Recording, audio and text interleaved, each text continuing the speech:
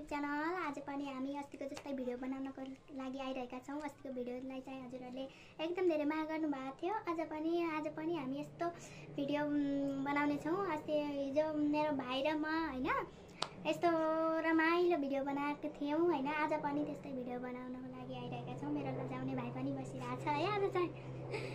अनि अब भ्युज मात्र बढाएर भएन साथीहरु हैन, यस्तो सब्स्क्राइब पनि गर्नु पर्यो हैन साथीहरु।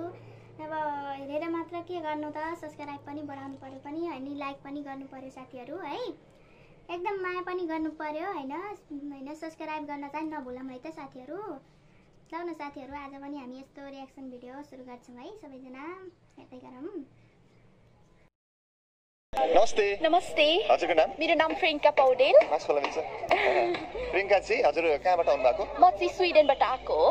स्विडेनबाट? हजुर। कहिले आउनु भएको? अस्ति भर्खर 4-5 दिन भयो होला। समझ रहे हो? किनकि मैले खबर सुन्नु पाएँ पल शाहजी चाहिँ निस्किँदै हुनुहुन्छ भनेर। पल शाह चाहिँ निस्किँदै हुनुहुन्छ भन्ने थाहा पाइसकेपछि तपाईँ विदेशदेखि आउनु भएको हो? हजुर। ल भनेपछि तपाईँ त निकै नै डाई हार्ड फ्यान हुनुहुँदो रहेछ। हजुर। क्यों बे ओभर एक्टिङ गर्दा साला? ओभर एक्टिङ की औलाद?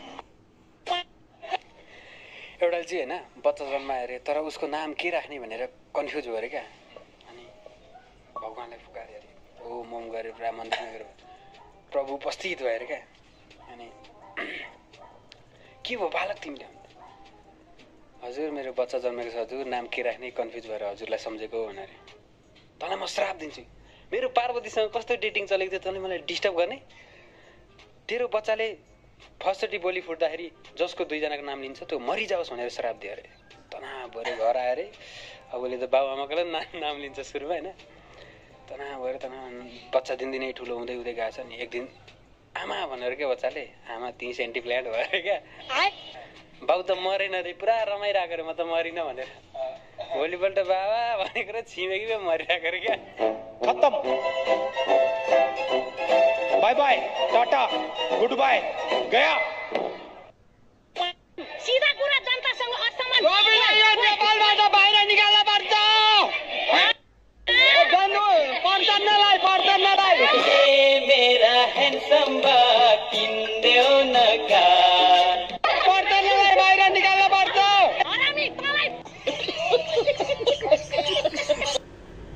के कुराले खुसी बनाउँछ त? भाखान पाएसी।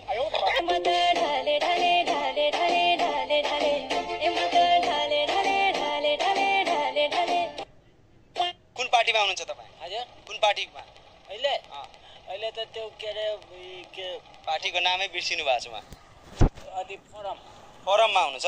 फोरम भन्ने त पार्टी नै छैन अब। छैन, फोरम भन्ने पार्टी छैन। कांग्रेस छ। भग कांग्रेसै छ।